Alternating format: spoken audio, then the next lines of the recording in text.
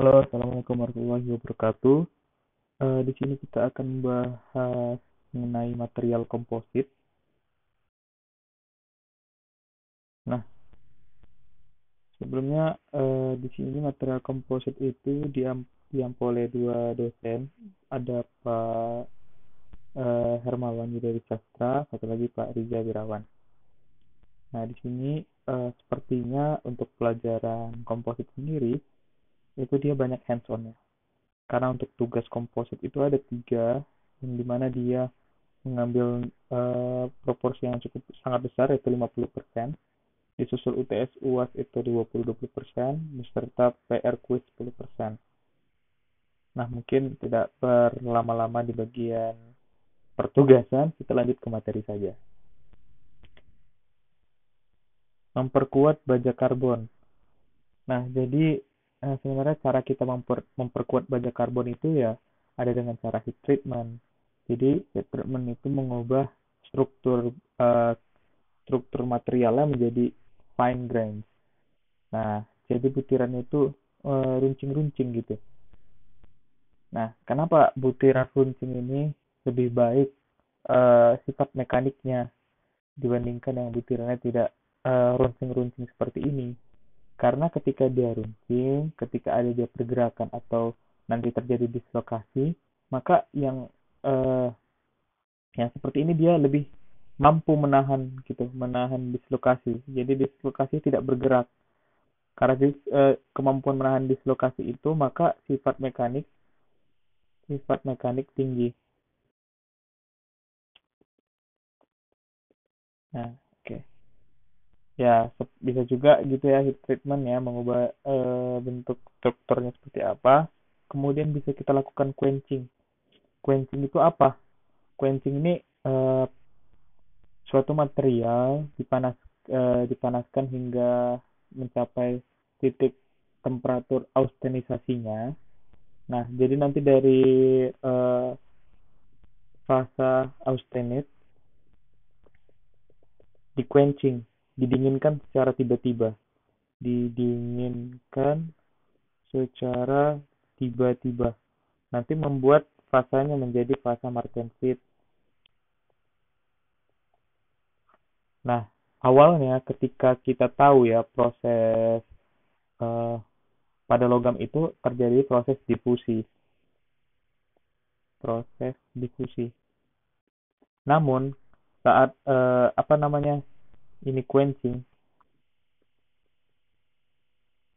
saat quenching itu dia nggak bisa terjadi proses difusi, maka dia terjadi proses yang dinamakan perpindahan atom-atomnya itu dinamakan uh, military movement atau dia ini ya bergeser secara serentak gitu.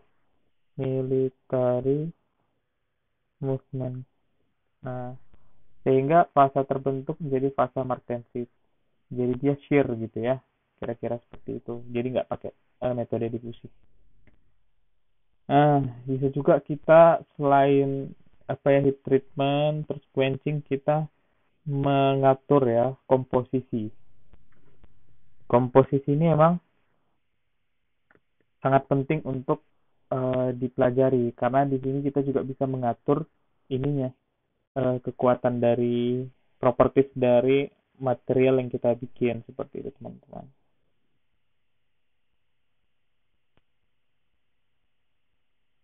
Maaf agak mulai ya karena tidak terhubung ke internet.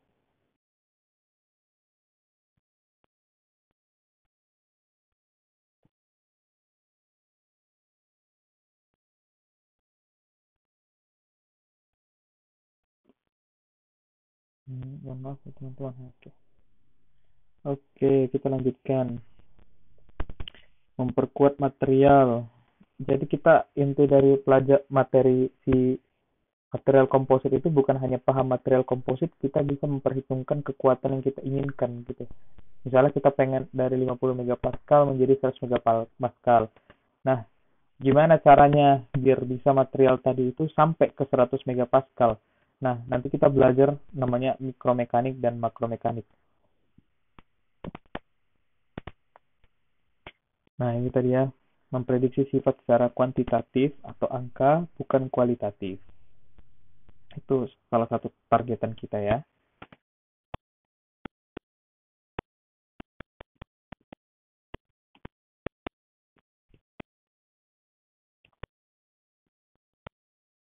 Kuantitatif, bukan kualitatif. Habis itu ada komposit polimer berpenguat serat atau disingkat sebagai FRP, Fiber Reinforced Plastic. Ini kita target utamanya. Komposit menghasilkan sifat unggul dari sebelumnya. Oh iya, jadi ngomong-ngomong mengenai material komposit, apa itu material komposit? Material komposit adalah gabungan dari dua atau lebih material yang digunakan untuk mendapatkan sifat unggul dari kedua material atau lebih yang digabungkan. Jadi dengan kata lain, komposit itu nilai propertiesnya lebih baik dari material satu ataupun material dua, atau material satu dan material dua pasti sifat propertiesnya lebih ada kurangnya dibandingkan komposit. Jadi komposit itu kayak ya yang paling oke-nya karena mereka gabungan dari keduanya gitu. Ini mekanika mikro.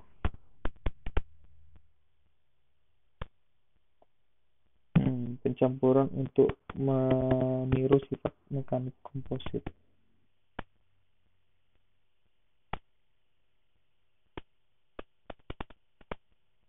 Pencampur untuk mengira sifat mekanik komposit. Oke. Mekanika makro, Hooke, laminat grafik, dan kegagalan. Metode komputasi numerik FRP. Metode komputasi numerik FRP. Ini agak jelek ya tulisannya.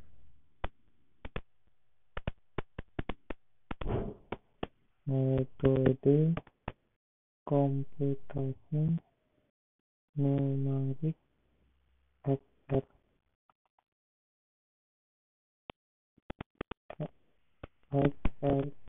Oke.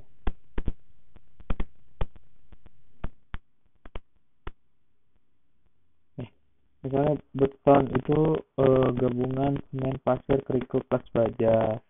Ini salah satu termasuk contoh material komposit. Beton ya, beton. Apa lagi? Metode. Nah, kita bisa melakukan metode memperhitungkan sifat mekanik dengan metode komputasi numerik ya. Kayak kita waktu itu belajar matematika, teknik material, metode komputasi juga ada dulu ya. Nah, atau ini ditanya kelemahan material keramik, yaitu kelutannya rendah atau getas ya. Ini dia ductile gitu. Oh, ini ductile, ulat atau getas ya. Sebentar ya.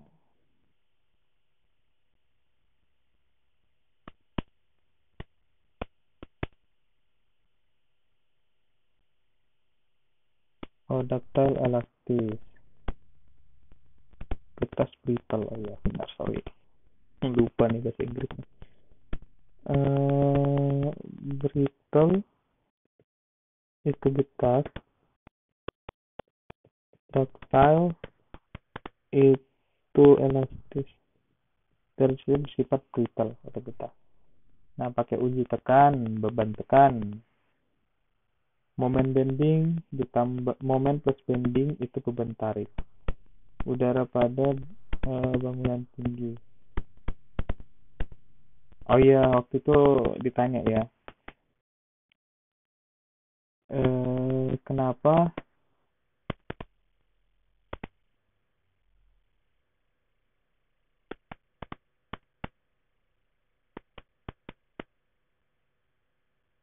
Gini. Tuh gimana yang menjelaskannya? Ya soalnya bapaknya ini nggak pas, nggak ini ya, PPT-nya agak jarang, jadi dia menjelaskan gitu dari ya mulut ke mulut lah gitu ya. Jadi agak susah untuk menjelaskan lagi gitu. Tetapi akan kita coba ya. Nah gini, waktu itu kita ngebahas mengenai ini ada bangunan gitu kan. Tap. Kenapa tuh harus ada harus ada baja di dalam ini gitu. Nah, kenapa? Nah, harusnya kan kalau kita pikirkan ya mempunyai beban tekan doang kan ke bawah gini kan karena dari massa plus gravitasi kan.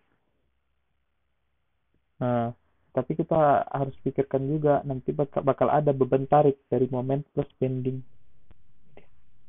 beban tarik. Nah, itu dapatnya dari mana? Udara dari perguruan tinggi. Pasti kan ada udara, udara. Nah, itu nggak boleh dilupakan gitu.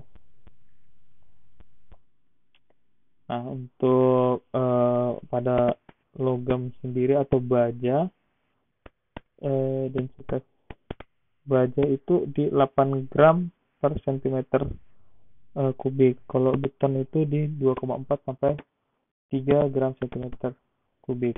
Dilihat ya perbedaannya emang cukup signifikan, cukup jauh gitu. Jadi penggunaan material komposit sudah ada. Oke, mungkin itu dulu ya. Ingat, jadi kenapa kita pakai beton yang ada bajanya gitu ya? Karena kita ingin awalnya tadi kan kita misalnya yang kita pengenin gitu ya. Yang kita pengenkan itu materialnya ringan. Apa ini yang menyebabkan material ringan? Densitas rendah. Yang kedua, apa? Harga murah. Ah, kan ini sebenarnya harga murah itu relatif ya, tetapi kan kalau untuk bangunan biasanya kan itu proyekan ya biasanya nyari harganya murah-murah. Terus apa kekurangan misalnya kita pakai misalnya ini baja ya, sorry, ini beton, ini beton.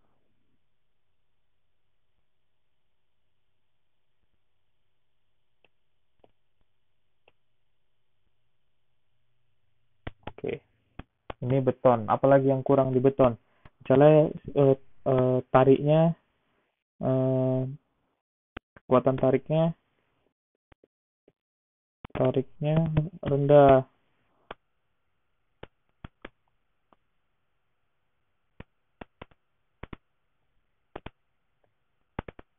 Tariknya rendah atau dia materialnya getas.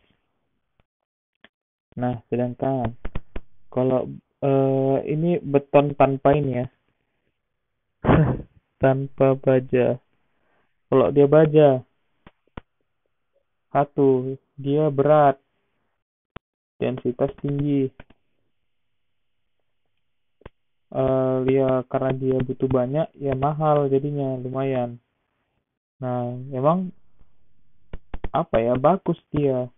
Tapi ini kan, yang ada mau kita eliminasi nih, berat sama kekuatan ini rendah.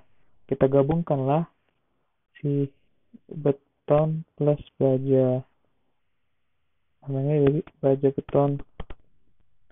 Dia tetap ringan, harganya relatif murah,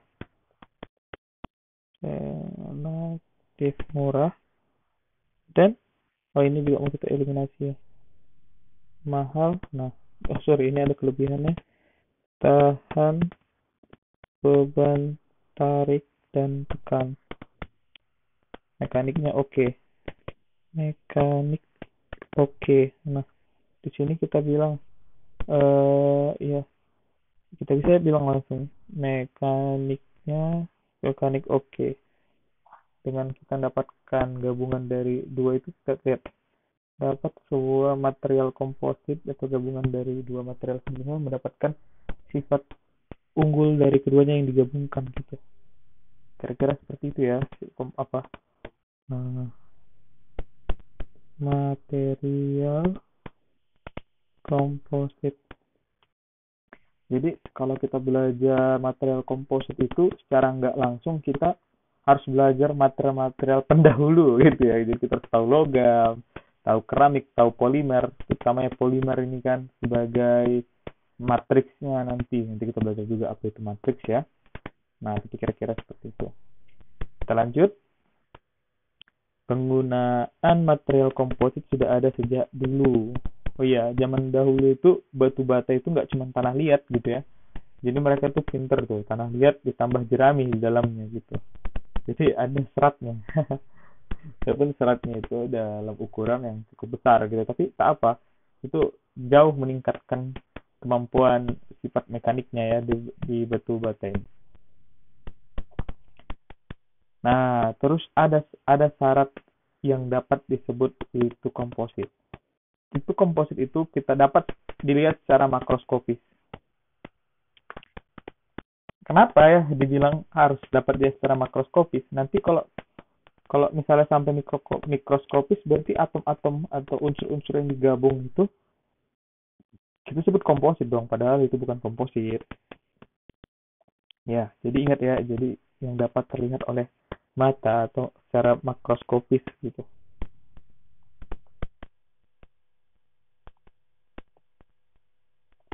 Nah, secara makroskopis.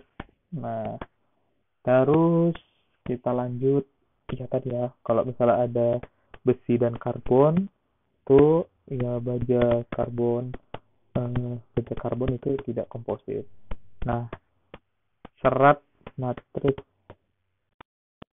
tingkat kita secara makro. Gini, misalnya nanti kalian melihat ya ada sebuah apa ya? Ya misalnya kita anggaplah pipa gitu ya, pipanya. Nah nanti di sini kalian ada lihat ada kayak serat-serat apa gitu ya, serat-serat serat-serat serat-serat serat-serat serat-serat serat-serat serat-serat serat-serat serat-serat serat. Nah terus nanti dilapisin sama polimer jadi bentuknya solid. Itu sebenarnya masih kelihatan itu seratnya secara makroskopis atau dapat dilihat seratnya cepat dari mata gitu. Nah gitu ya, itulah biasanya ada, bukan karbon ya sebenarnya, fiber. Jadi fiber itu ada banyak ya. Uh, Fiber karbon, fiberglass. Nah, biasa yang paling ya sering itu fiber karbon lah atau fiberglass ya. Nah, sebagian komposit itu ada dari jenis matriksnya, polimer, dan jenis penguatnya apa gitu. Biasanya yang paling sering dipakai itu ya jenis matriksnya polimer karena dia mudah dibuat. Apa yang menyebabkan dia mudah dibuat? Aduh, ini kita bahas lagi ya. Misalnya kenapa matriks komposit pakai polimer kebanyakan? Ya, kenapa kalau kompositnya mudah dibuat? Kenapa dia mudah dibuat? Temperatur meltingnya rendah. Kedua, bahkan ada yang resin itu dalam liquid. Ya, ini ada banyak ya, ada thermoplast, thermoset, atau bahkan ada elastomer atau rubber. Nah, ini biasa penggunaannya dua ini ya. Jadi banyak pilihannya dia gitu. Liquid. Terus karena dia viskosnya rendah, dia encer. Kenapa? Karena kan kita bikin ya serat itu kan ukurannya kecil ya. Nah, jadi gimana caranya si tadi masuk tadi matriksnya ke dalam serat itu? Nah, ke serat itu menjadi sesuatu yang kompleks gitu ya. Nah, karena kan si serat itu sendiri nggak bisa berdiri sendiri gitu. Karena ukurannya yang kecil ya ukurannya kecil, mungkin dalam skala nanometer, yang nggak harus nano sih, tapi maksudnya ukurannya kecil, gimana cara dia bisa compact gitu, atau tetap dia bentuknya kan nggak bisa, jadi emang harus diikat. Pengikatnya itu adalah matriks. Matriks. Nah, oke ya. Oke, siap. Kenapa harus polimer? Nah, kekuatan baja itu sebenarnya 300 MPa. Kalau serat itu 1000 sampai 5000 MPa. Ini tapi dia arah, sorry, ini sesuai arah ini ya, sesuai arah penyusun serat. Jadi enaknya baja itu dia ke sana ke sini ke sono ke sana, itu dia kekuatannya konstan atau sama aja, sama. Tapi kalau misalnya seratnya itu kita susun kayak gini ya. Nah, misalnya ini dia apanya, matriksnya. Nah, ke sana kekuatannya yang oke, ke arah horizontal. Nah, ini yang oke dia kekuatannya. Tapi kalau ke sini dia lemah. Nah, ini oke, ini lemah. Nah, tapi kalau misalnya untuk mengantisipasi misalnya kayak gini, kita bikin, nah, dia syaratnya ada yang di vertikal sama horizontal. Jadi ke ke arahnya ini sama. Tapi kok misalnya ditanya yang arah sini sama nggak? Ini tetap beda. Jadi harus ya dipikirkan lah kayak gitu. Jadi kita harus desain gitu ya sedemikian rupa. Ya seperti itu ya. Terus di sini ada kita bahas mengenai banyak rongga udara sehingga lebih ringan pada kotak. Iya, pada kardus kan kita lihat ya. Kardus Indomie kayak kardus apa, Aqua kayak yang 12 kan kelihatan tuh kan. Jadi ada kayak ya ini bagian yang solidnya, bagian sisi depan belakangnya, kemudian ada yang kayak gini. Nah, pasti semuanya pada nyadar juga. Hmm, tapi itu kan itulah namanya komposit kan. Itu namanya komposit kan, gabungan dia jadi dua bentuk, iya kan? Nah, kenapa? Ya, tetap ringan. Kenapa harus pakai kayak gini? Why? Why? Tetap jadi ringan. Jadi ringan. Kemudian eh momen inersia itu bergantung pada ketebalan, sehingga tidak berbeda jauh dibandingkan yang solid semua. Oke, bayangkan aja kalau misalnya meja kan, kita sering juga meja kan, ya biasanya kayak serbuk-serbuk gitu kan dalamnya gitu kan, serbuk serbuk serbuk serbuk serbuk serbuk, misalnya ini meja kan, serbuk serbuk serbuk serbuk serbuk serbuk serbuk serbuk. Nah, tapi kan atasnya itu kan emang solid kan. Nah, ya udah, nanti sifat mekaniknya itu mirip-mirip aja mereka tuh, atau bahkan triplek gitu. Triplek kan ada berapa layer gitu kan. Nah, kalau dia solid semua, berat lah ya kan. Jadi kita emang nyari yang paling menguntungkan kita lah sekarang gitu. Bending ditentukan oleh momen lentur atau momen inersia. Ya, ini nanti jadi kekuatan bending ya. Kekuatan bending. Oke. Oke, ini ada contoh ya. Contoh aplikasi. Contoh aplikasi ini mobil F1 atau raket tenis atau carbon fiber. Di sini adalah ini material komposit adalah penggabungan dua jenis material atau lebih secara makroskopis. Umumnya tersusun dari dua jenis material. Material dasar matriks yang secara kontinu melingkupi dan menyatukan material lain. Material lain tadi adalah penguat atau reinforcement yang tersebar merata. Dia ada bentuk yang ini ya, yang apa? Um, oh iya, yang dimaksud material kecil itu bukan karena dipotong ya. Jadi emang di apa cetak dia kecil-kecil ya ukurannya seperti itu. Jadi yang kecil, material kecil itu memiliki kekuatan yang sangat tinggi atau disebut sebagai material reinforcement karena dia memiliki cacat yang sedikit. Untuk cacat yang sedikit maka kekuatannya tinggi. Oke. Setelah dua material hitam dan putih, jika digabungkan akan menghasilkan sifat unggul dibandingkan hanya satu sifat material saja. Atau material hitam atau putih akan memiliki kekurangan dibandingkan yang digabungkan.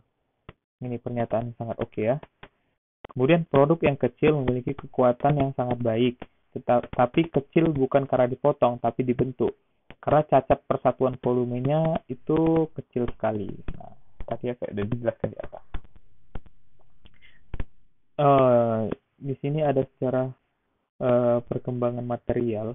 Jadi sejarah perkembangan material itu dimulai sejak zaman dahulu ya, before century.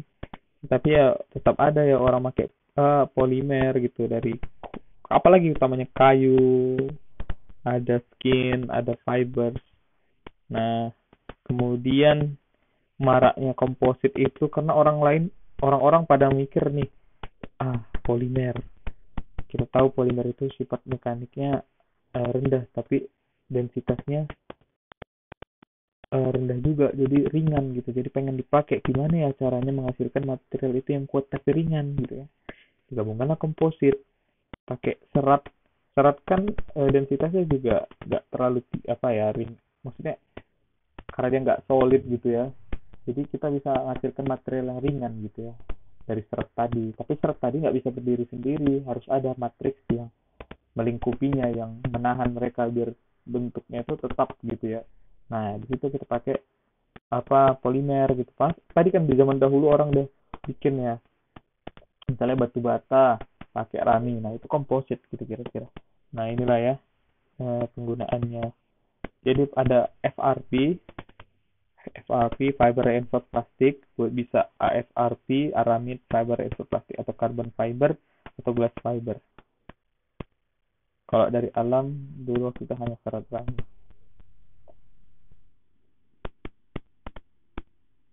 Oh ya, ini tadi ya pembagian material komposit itu ya.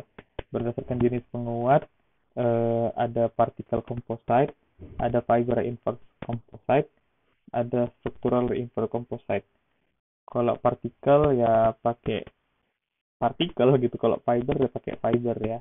Ada fiber itu juga tergantung juga, ada yang diskontinuitasnya, ada discontinuous atau dia pendek-pendek atau continuous panjang-panjang. Itu atau kita sebut itu fiber itu partikel yang bergabung, sehingga fiber itu gampang dibuat dalam yang mikron ya dia. Momen inersia akan mirip jika tebalnya sama meskipun kopong tengahnya. Makanya ada orang pakai honeycomb, dinding kardus itu pakai corrugated paper. Ya, pembagian material komposit berdasarkan jenis matriks. Tadi kan ada jenis penguat, ini jenis matriks ya. Ada polymer matriks komposit paling populer, ada karbon, ada glass, ada metal, ada aramid mungkin, ada metal matriks composite, MC, aerospace dan komponen mesin mobil, ada ceramic matriks composite, ya gitu ya, banyak sebenarnya. Nih, komposit polimer berpenguat serat, fiber reinforced polymer composite, FRPCC. Ya, ini ada matriksnya, polimer, serat penguatnya, fiber reinforced, komponen-komponen jadi menjadi FRCC. Contoh serat penguat logam, misalnya kekuatannya 2000 sampai 300 MPa, serat itu 10 kalinya berarti 2000 sampai 3000 MPa. Nah, serat ini size dari serat ini berpengaruh pada kekuatan dan kekakuan yang sangat tinggi, aspek rasio tinggi, jadi dia luas ya karena permukaannya itu besar gitu, bukan ya besar gitu. Fleksibel karena ya ini tergantung variasi teknik manufaktur. Serat dapat diatur sesuai arah pembebanan. Jadi kita memakai komposit itu hemat gitu. Jadi kita bisa mempertimbangkan misalnya bebannya dari arah mana sih. Jadi di arah itu aja yang sifat mekaniknya sangat tinggi atau menyesuaikan sama kebutuhan gitu. Jadi nggak segala arah. Kok logam kan segala arah gitu. Nah, terus polimer atau matriks pengikat, sifat mekaniknya cukup baik. Ya pasti ya, serat ini harus lebih kuat daripada polimer ya. Karena kalau polimer atau matriksnya lebih kuat, nggak usah pakai serat lah, gitu kan. Terus viskositas dari polimer ini dan tempat pengajiannya rendah atau mudah dimanufaktur, ketahanan korosi yang baik, media perpindahan gaya distribusi beban dari serat ke serat, ulet melindungi serat yang getah. Ini ada tambahannya tadi ya, polimer tadi ya.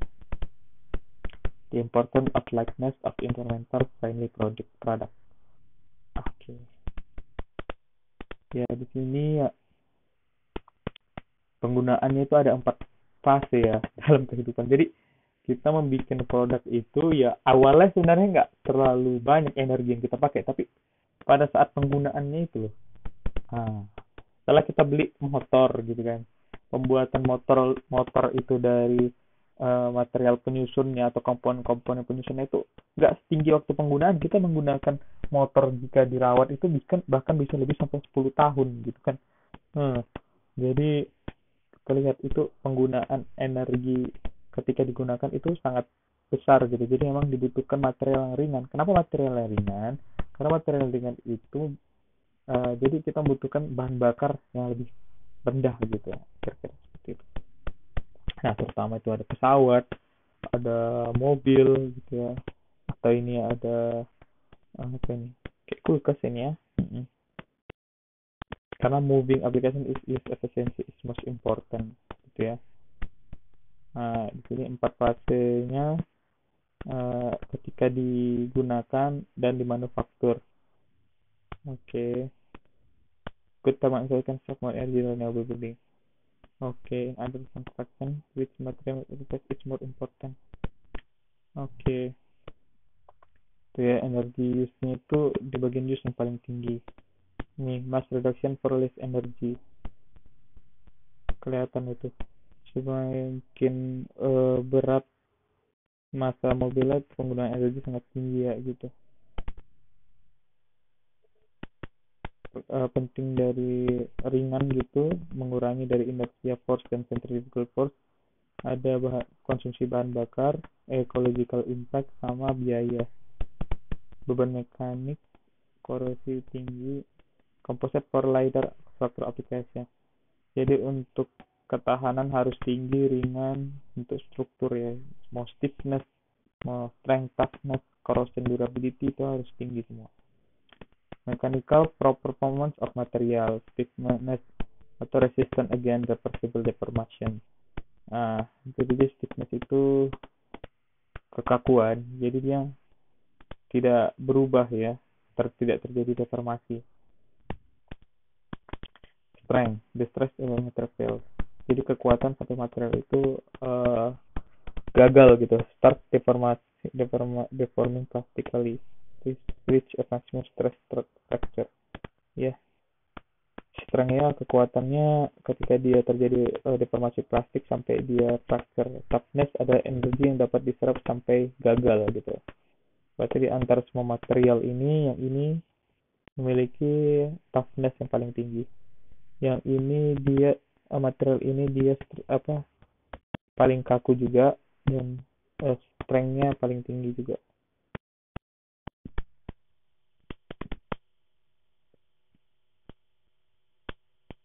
Kuat ringan, kuat dan ringan, fiber plus matrix. Struktur kayak stiffness. Oke ini. Maaf ya guys.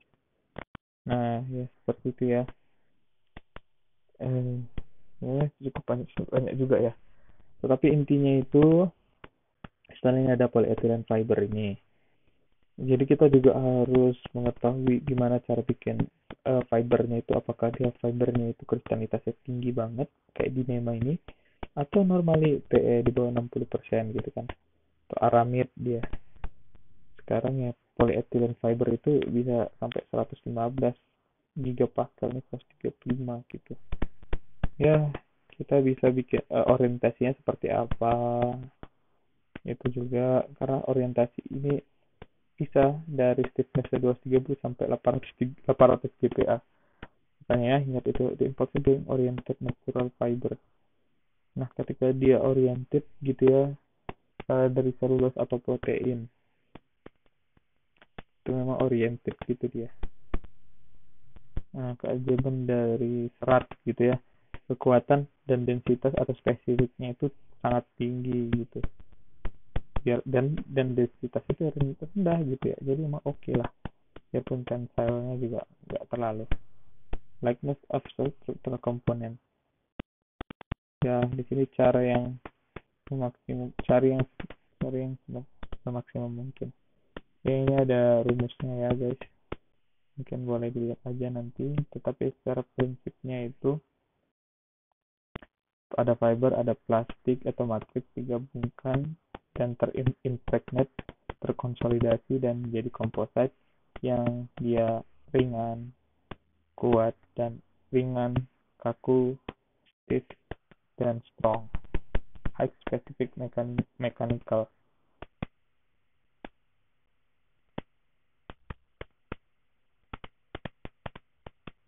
Ya. Yeah. FRP more properties integration. Fiber like stiff, strong. Plastic like but weak. Fiber flexible. Plastic processability. Fiber tailorability. Nah, ini dia kemampuan mentailor gitu ya. Kemampuan untuk kayak merancangnya gitu, mengatur mau ke arah mana nih si fibernya gitu. Jadi menyesuaikan sama pembebanan yang didapatkan nanti ya pada produknya. Short to long fiber, insulator to conductor, synthetic natural biofiber, durable to degradable, tensor perform. Begitu juga ya plastik. Ada insulator, synthetic, natural to biopolymer, durable to degradable, optical properties seperti apa. Makanya ya tadi kita lihat di sini ada microstructure-nya, ada bahkan kalau misalnya dia ini tinggi banget ya, kalau dia sesuai arah fibernya, nah penyusunan fibernya kalau sini berlawanan sangat rendah. Ya, untuk mendapatkan yang lebih oke lagi ya digabungkan gitu, jadi bentuknya gini. Kayak ini loh, apa namanya? Ketupat gitu ya, string atau kayak tikar gitu. Maka composite human body. Ya, stiff skeleton with multiple tissues. Ini ya FRP global FRP. Nah, di sini carbon fiber ditambah polimer jadi di sini. Komposit ini glass fiber tambah polimer jadi di sini. Ya, penting kita kan butuh. Ya, soalnya nggak bisa glass fiber itu berdiri sendiri gitu. Atau carbon fiber nggak bisa berdiri sendiri, ya harus digabungkan gitu. Oke, ini masih lumayan juga ya. Nah, oke. Apa kita selesaikan atau enggak ini teman-teman? Selesaikan aja lah ya. Kita cepat-cepat aja. Komposit berpungat serat, review, latar belakang, kenapa, fungsi, dulu dipakai, material apa, kompositnya apa, kuantitatif literatur, pembagian. Oh, ini untuk tugas ini.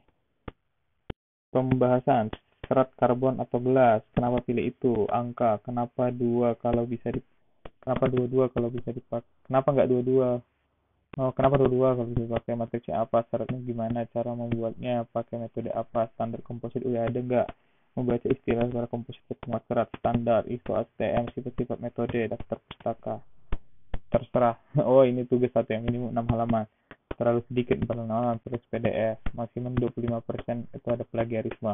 Fibernya harus jauh-jauh lebih kuat dari polimernya, densitas rendah, kekuatan spesifik tinggi, komposit mendekati densitas polimernya. Oke. Dan interface harus baik, kekuatan tinggi dan menempel dengan baik. Cacat bisa membuat nggak menempel, betul. Komposit bisa lebih rendah kekuatannya, lebih rendah dari matriksnya. Iya. Kalau dia nggak menempel, bahkan nanti kekuatan polimer itu, matriksnya itu lebih tinggi dibandingkan komposit ya nanti. Serat menempel dipastikan hingga saat komposit beroperasi. Kekuatan menurun karena ada air. Sizing diberikan, nah ini ada sizing. Sizing diberikan cairan permukaan dengan maksud sebagai lubrikan atau anti gesekan, atau pakai silen. Tempat yang baik serat eh, tempat yang baik serat materi menempel dengan matriksnya di awal di awal dan saat beroperasi. Pemberian sizing ini ya. Pada permukaan serat konsentrasinya kecil aja. Jadi sizing adalah salah satu treatment pada composite treatment. Diharapkan kekuatan tidak berubah dengan drastis saat beroperasi. FRP, Interface Properties. Yang menempel itu adalah matriks. Oke, sebenarnya ini ada halamannya, halaman 1. Nanti aku lengkapi lagi. Permukaan kasar menunjukkan interface yang bagus. Ada yang menempel matriksnya berarti. Oke, ingat ya. Sehingga menunjukkan kekuatan yang lebih baik. Keunggulan komposit polimer, kekuatan spesifik yang tinggi namun tidak segala arah, searah dengan seratnya. Dan tolerability, orientasi serat dapat diatur dengan arah pembebanan. Konstruksi jadi optimum dan efisien. Contohnya, gabungan lamina-lamina menjadi laminat, tumpukan lamina. Nah, seperti ini ya. Misalnya tadi kita yang pengennya sifat horizontalnya oke. Nah, plus vertikalnya. Nah, gabungkan itu yang kayak gini. Kira-kira. Nah, logam itu sama kekuatan segala arah. Kalau FRP tidak sama sifatnya, jadi anisotropik ya. Satu isotropik, satu lagi anisotropik. Nggak sama, harus diuji atau diperkirakan. Analisa mekanik FRPC, sifat anisotropik ya. Nah, sifat laminanya tebal, susunan tumpukan, orientasi, ketebalan ya, besar pembadan, kegagalan. Itu makromekaniknya, konstanta teknik laminat, tegangan kegagalan laminat. Oke. Kok mikromekanik tadi sifat mekanik serat, matriks, interface, fraksi ini. Nah, itu kita sebut mikromekanik ya. Kalau makromekanik itu konstanta teknik sifat mekanik lamina. Sifat mekanik lamina, mikromekanik, dan pengukuran. Oke. Panjang seratnya beda-beda, sifatnya beda-beda. Trial and error, membutuhkan waktu yang lama dan mahal sehingga ada mekanika mikro. Pengukuran, jadi kita tahu kira-kira kekuatan dan kira-kira distribusi tegangannya. Sifat material adalah independen, kuat dan tentu kaku. Betul juga. Serat, kekuatannya yang dipakai. Serat banyak, komposit, kekuatannya naik, betul lah. Kekuatan serat, fiber polimer. Jadi kalau kita pengen meningkatkan kekuatan dari si komposit, banyakin fibernya. Iya benar. Komposit sifatnya bervariasi, bisa kekuatan dan kekakuan dari komposisi arah dan penyusunan. Jadi banyaknya komposisi arah dan penyusunan. Kalau logam bisa dibikin kekuatannya tinggi dan rendah nggak? Ya bisa, paduan karbonnya diubah gitu. Range variasi sangat tinggi sehingga optimum. Masalahnya variasi jadi banyak sehingga standarnya susah gitu ya. Tadi kan optimum, tapi variasi standarnya jadi susah. Jadi agak ada lah plus minusnya semua ya. Biaya produksi berkurang, serat diinjeksikan dengan polimer sehingga prosesnya cepat. Ketahanan terhadap fatigue dan lingkungan, bagaimana umur panjangnya, bagaimana umur panjang bagaimana itu kita harus cek juga, ini harus dikontrol ya, ada di maintenance. Kehatan harus di maintenance ini. Maintenance. Contoh produk itu adalah transportasi udara, laut, darat, luar angkasa, konstruksi bangunan, alat olahraga, rumah tangga, tangki atau pressure vessel, komponen bangunan. Kelemahan komposit itu panas temperatur. Kenapa? Karena matriksnya polimer, range temperatur rendah. Nah, ultraviolet juga ya, jadi matriks terdegradasi dan gangguan dari orang gitu. Ya contohnya kok kita ngedapat gini ya, kayak baju lah jadinya. Serat kecil, serat besar. Kalau seratnya kecil jauh lebih kuat karena defeknya lebih sedikit persatuan volume. Variasi sifat komposit banyak, berhubungan juga dengan material penyusunnya.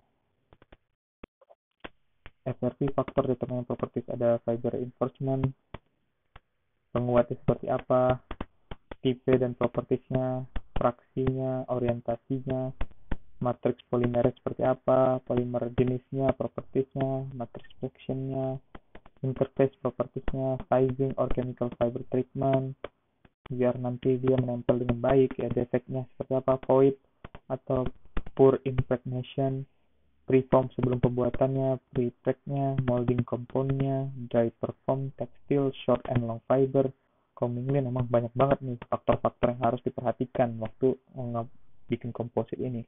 Manufacturing technique, ya apakah dia hand lay up, autoclave, liquid molding, pultrusion, filament winding atau sebagainya.